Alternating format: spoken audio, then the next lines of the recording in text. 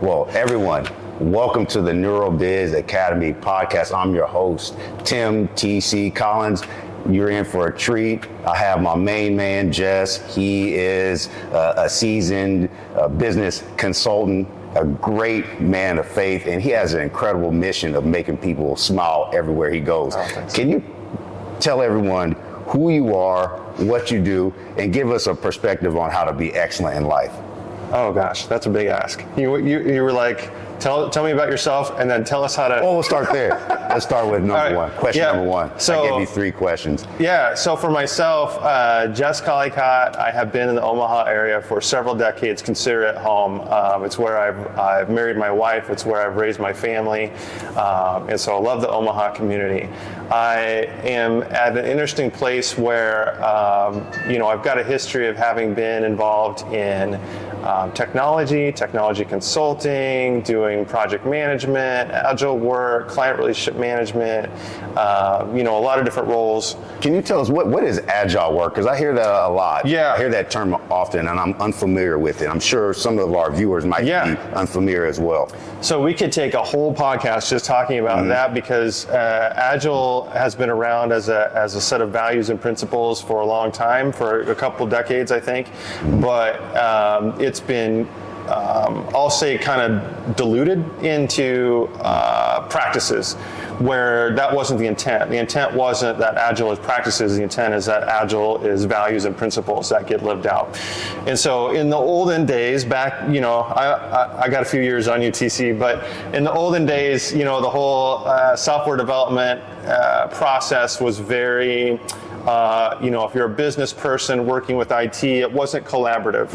And the IT side would tell the business how it's going to be done, what it's going to look like, but all the risk is on the business side, and that's not fair, and that's not right, because it's the business side that has the vision. And so there's an Agile Manifesto, that's what it's called, that was formulated by a group of individuals who said there needs to be a better way of collaborating and partnering as we build solutions together. And so Agile at its core is really a mindset and a set of principles to guide how to better partner with essentially your customers, right? And so being able to go about the work in a way where you're partnering, you're collaborating, you're letting the person who's taking on the risk make the decisions, right? Because it's their risk.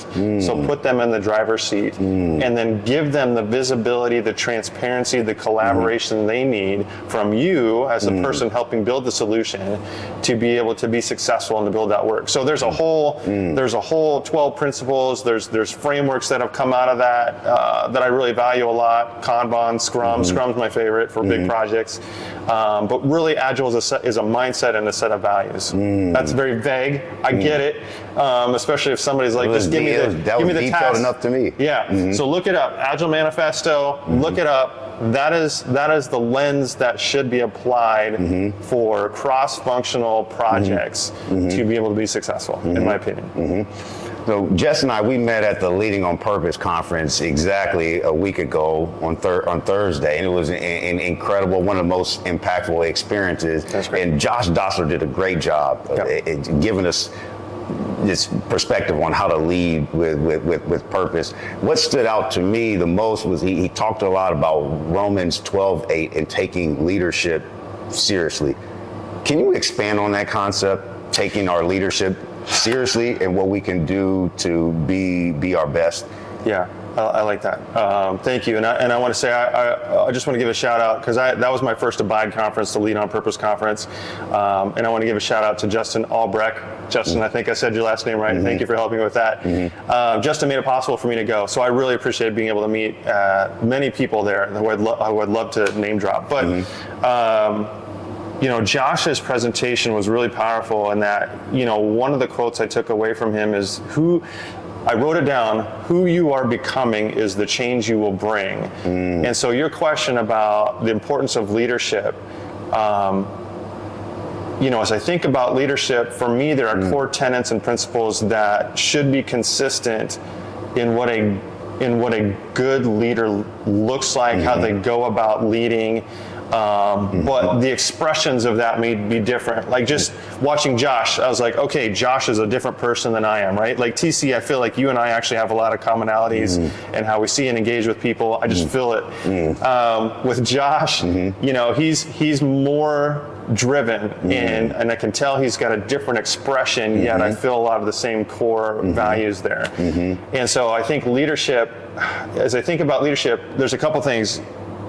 I could deep dive on all this, but I think that you've got to figure out who you are. And what Josh was talking about is the change you bring is who you're becoming, right? Who you're becoming is the change you'll bring. So it's important to figure out who you are, what your shape is. For instance, for me, I know that, and I've gotten feedback that I'm a connector, I'm a relator, I connect with people. And that's my expression, right? For them, you know, as I think about how I work with people. And what leadership is for me is being able to connect with people, to be able to take the best, to not takes the wrong word, that's the wrong connotation, to be able to foster and create space for people to be the best versions of themselves, come together as a team, because we're going to accomplish more together, and work towards a shared vision. And there's a tremendous amount of depth in what I just said, in my opinion. And I don't mean that like self-complimenting, but I mean just that is not a simple thing. That is not just like putting up on the whiteboard, hey, we need to do these 3 tasks today. I'm talking about actually understanding the people you work with, who they are, what their strengths are, what their baggage is, right? We all have baggage, right?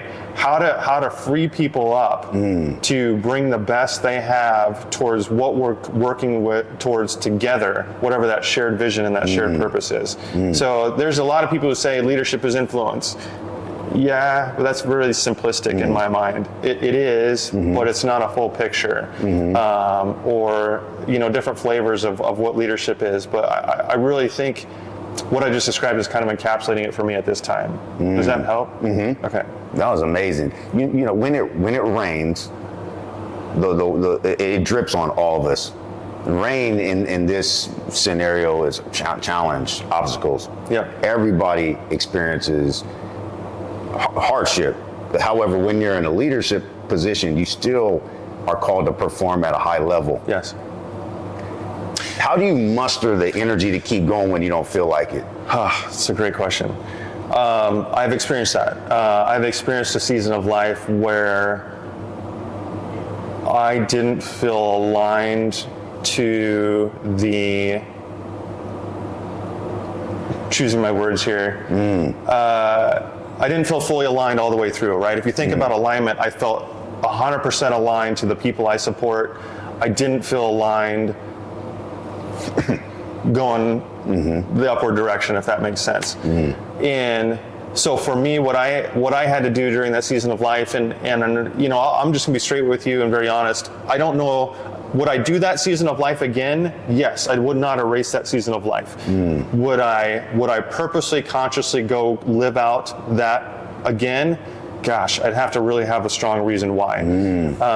So for me during that season of life, what became my and I'm intentionally using these words, my why, my purpose, why I got up every day, why I pressed into for an extended period of time, feeling disconnected from who I am in the larger picture, but I felt a purpose and a calling to pour into, for me, the people that I was supporting. I could see that I was making an impact for them.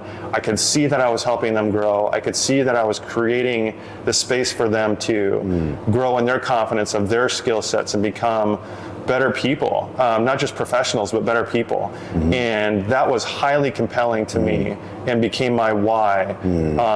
At that time, I also didn't have a plan B. And so I was like, no plan B, and I have a purpose, I have a why, and even as hard as it is, I can get up every day and do that. Now that's not perfect. I'm not coming with my best energy, right? When everything's aligned. One of the speakers that we had at the conference talked about an integrated life. Hopefully you remember his name. I don't remember his name right now. His first name is Dan. Yes, Dan. Olagawi, I believe. Yes. Yeah. He talked about, and it was so key for me because I feel this in my life right now, He talked about having an integrated life where the more work you do, the more alive you feel. And so in that season of life where things were hard, things were not in alignment for me, I did not have a fully integrated life. I had some things that were integrated, and I became a person that I was, and I don't use these words a lot, so this, if you know me, I was proud of myself. I was proud of who I became. I was proud of some of the challenges I faced and how I took them on. And I grew from that. I'm a better person for having gone through that season of life where things were not integrated, and yet I still chose to show up. What I'm wanting right now in this season of life is I feel like God is calling me to, and He's giving me the freedom. He's creating right now in my life the ability to say, hey, I want you to have more of an integrated life. I want things to make sense all the way through. And it excites me because then I can bring my best energy to my life, and I can be excited about there's a concept of the flywheel. If you've read The Good to Great, you know exactly what I'm talking about. The flywheel is there's this concept of things spinning, and every time it spins, it gets faster and it gets better, right? Every time the flywheel goes around. And I feel right now in my life, I can almost see it. And it goes at different speeds on different days, but I almost see God spinning the flywheel around me, where just as I go throughout my week, certain things level up, certain things are stacking on top. And I don't know what that end picture looks like yet, but I see it, I feel it, and I'm excited about it. And I have totally deviated from your question, but hopefully that was a beautiful answer. Okay, great. And we're talking about books. I don't know if you've read The 7 Habits of Highly Effective People, but one of the habits is keep your saw sharp. Yes. What area of leadership do we need to focus on keeping sharp? There's so many different aspects. I remember even Danny talked about you chopping down a tree. Instead of focusing on all these areas of the tree, you're not getting the tree to move. He said you need to focus on that one chop, get it one spot. Yeah. What's that one spot we need to focus on? So I'm gonna give you an answer from my lens, right? And this is where I go back to, and I'm gonna use him as a reference point. I have all respect for Josh Dotzler. I think what he does is amazing. I just know we're different people, right? So I'm gonna use him as a contrast. I think the expression of leadership for me could be different than the leadership from him, right? I don't know him personally. I got to talk with him at the conference a bit. He seems like somebody who's going to paint a very clear picture. Here's where we need to go, and he's going to bring the energy to drive the organization that direction. Right? My expression of leadership, I think, is a little bit different in that, for me, it's important for me, and I'm going to use a word that I feel like God has been really bringing repeatedly up for me in this last couple months, is the word resonance. And so being able to have a shared connection, a shared understanding, shared meaning, being able to say a lot without having said a lot, right? So I'm going to plant that seed, and we can come back to that. But jumping off of what you're saying, for me, I think, as I think about my leadership experience, and I think about being able to grow people and maximize, if you will, to use business terms, what people have to offer, and working towards the mission, I think there's a couple things that come to mind through recent examples for me. One is being able to build that connection with people, so that resonance, and I won't camp out on that word too much because that may not be a word we use very often, but being able to understand the people you work with, what's important to them. When I communicate, is that communicating to you? When I say these things, TC, help me understand what you heard, right? Let's build our connection. So maybe we start in different places, but we want to be able to communicate effectively. So help me understand, if I say this, does that come across negative to you? Because I don't mean it negative, but does it come across negative to you? And it might, based on some of your past experiences. Maybe you've been hurt in the past through a different company or different experience. And so being able to work through a shared understanding of, I am here for you and the mission of the organization, and I want you to win, and I want to bring you along with the team. And so let's work through that baggage. Let's work through our communication. Let's build that trust. And so for me, my lens of leadership, it's highly important to build that connection, and that's hard. Because you've got to be vulnerable as a leader, right? You have to be willing to say, I don't have all the answers. I don't fully understand all the ways that you're taking me in. I don't understand everything that you're thinking, and I'm going to risk hearing from you I'm communicating poorly or not in the way that you need, but I'm willing to make that risk. I'm willing to put myself out there so that we can build a better understanding and communication. And it's not just about me, it's about us. And so for me, in my lens of leadership, it is important for me to be able to build connections with people that are solid, that have, and I'm going to use this word integrity, and I don't just mean honesty, I mean like wholeness to it, right? Being able to build that connection so that there's trust. When we communicate, I know where you're coming from, you know where I'm coming from, we believe in each other, we've worked through things that might get in the way, and we can move faster together because we've taken the time to slow down to build that shared connection, that shared understanding, and now we can move as a team faster towards our end goal. So it might feel a little slower and it feels risky, right? Some leaders want to have all the answers all the time and be right all the time because if they think if they're vulnerable, nobody's going to trust them. It's actually the opposite. The opposite is true. If you have to have all the answers all the time and you're always right, you are losing trust. You are showing you're not willing to be vulnerable to build that connection with your team, with the people you serve. You're doing the opposite and you may not even know it. And that's so key and that's so critical. And so being able to be genuine, be authentic, be vulnerable, take the risk. Maybe what I'm doing is wrong. Maybe what I'm communicating is wrong. But hearing that, and can I keep going on this for a little bit? What? Yeah, please continue expand. Okay, what I think is important in this, if you're in an environment where you've got hierarchy, right? You've got somebody above you, you've got somebody below you. You need to understand that the person below you, if you will, right, the person who reports to you, they have no choice. Right? You have authority in their lives, whether they like it or not, and they have to take you as you are, whether it helps them or not.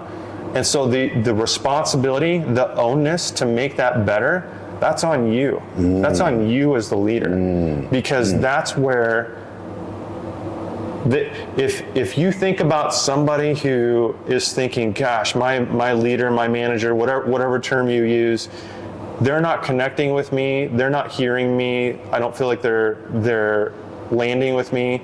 That is a huge amount of risk and effort to lead up, right? So I applaud those of you who take the courage to lead up. But you need to understand if somebody's trying to lead up, that probably is nights and nights of stress and wrestling with how to do that. That is a tremendous amount of burden for somebody to think about leading up.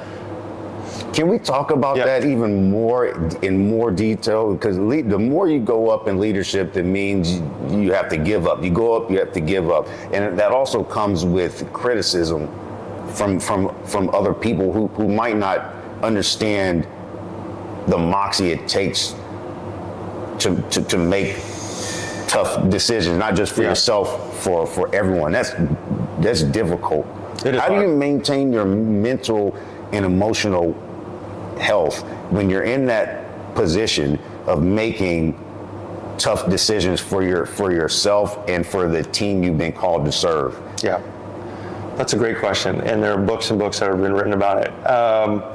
I'm not going to have the perfect answer. I'll give you my thoughts just in response to that question.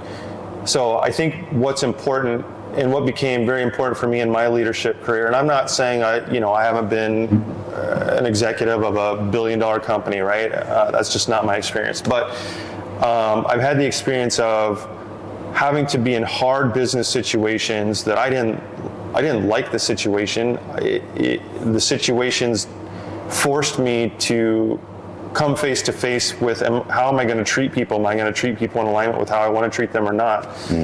What became very important for me during that time is deciding what values did I want to live by?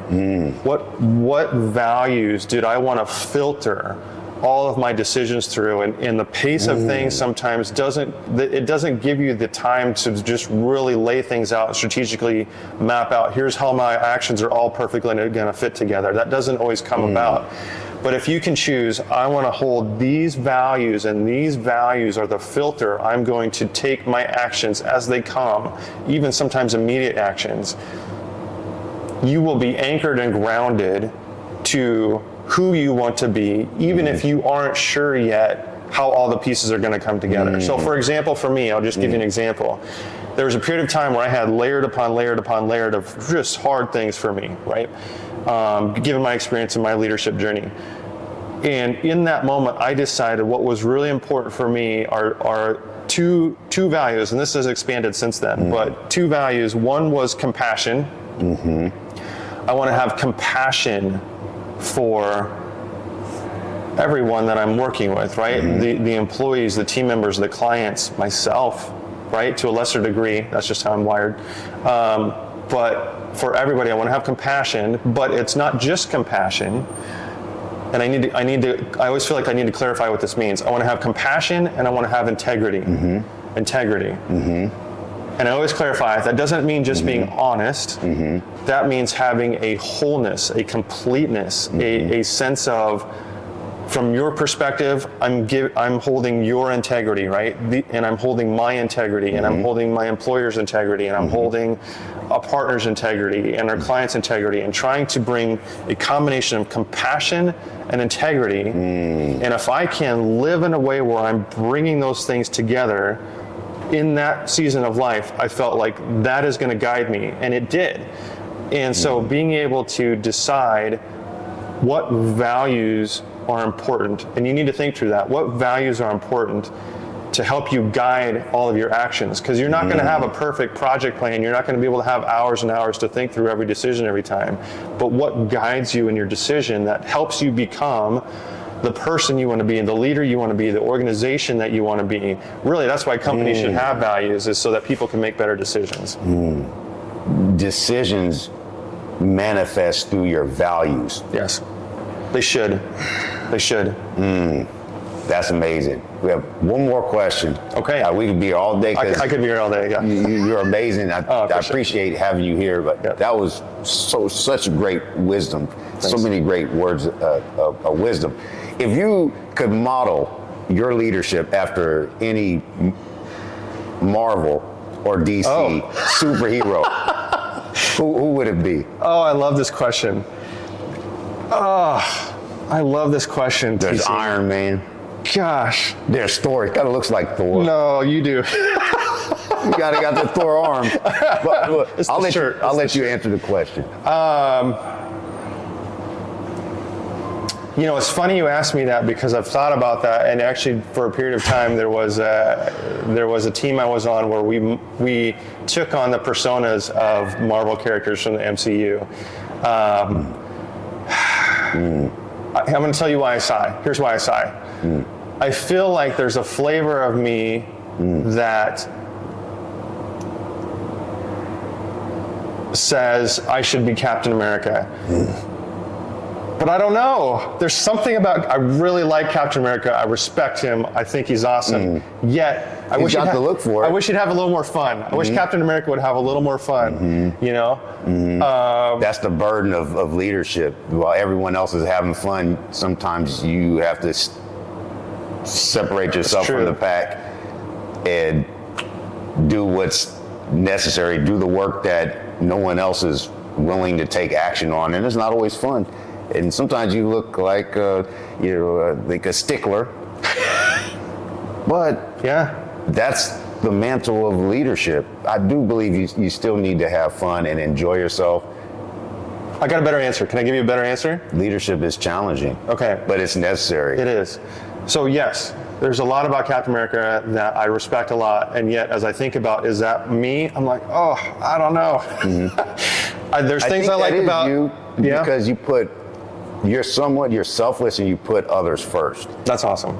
I really appreciate that. Mm-hmm. Let me give you one more name. Mm-hmm. He did not have superpowers. He was in the MCU. Let me tell you his name. Phil Coulson. Do you know who that was? Oh, the agent, right? Agents of S.H.I.E.L.D. Yep. That's who I was in the cross-functional team. I was Phil Coulson. And Phil made a lot of principled value decisions. Now the series got a little weird at the end, and I kind of checked out, but he was keeping the team together. He kept the team unified. He helped them driving towards their purpose, their values. It wasn't about him. The spotlight didn't have to be on him. And he had fun. He had humor. So I'm just going to throw that out there. Maybe it's Phil Coulson. Maybe he has no superpowers. Maybe it's more he helps keep the people who have superpowers together and working together. Maybe that's more of it. I don't know. I'll let that sit. Amazing. You don't need to have superpowers to make a significant impact on your community. And I love how you talked about the value-based decision making. I'm going to sit on those two principles, and I'm going to go back and watch this video. There's so many nuggets of its success principle that I'm going to incorporate into my life, into my leadership, and help my skills, which will ultimately help my skills go to a higher level, and your skills as well. Well, let's clap it up for Mr. Jess Collicott. Appreciate it. Thank you, TC. He's an amazing human being. Thank you for having me on. I love it. I love spending time with you. You're a great person, so thank you. You're the best. I love what it says on, what does it say on the back of your shirt? I'll turn around real quick. Turn around. What does it say? It says, be good, do good. Cast your bread across the seas. I mean, everywhere you go, do something awesome for another human being. Make sure you like this video, share this video, comment on this video, and subscribe to the NeuroBiz Academy podcast. Where can they come check you out? You're all over the place. Yeah, at some point I think I'm gonna have my own podcast. I don't have it figured out yet, but you can find me on LinkedIn, Instagram, Facebook. Appreciate it. Yeah, thank you. All right. Thank you for spending time listening to us talk. All right. We'll see you on the next video. Peace out. All right. Thank you.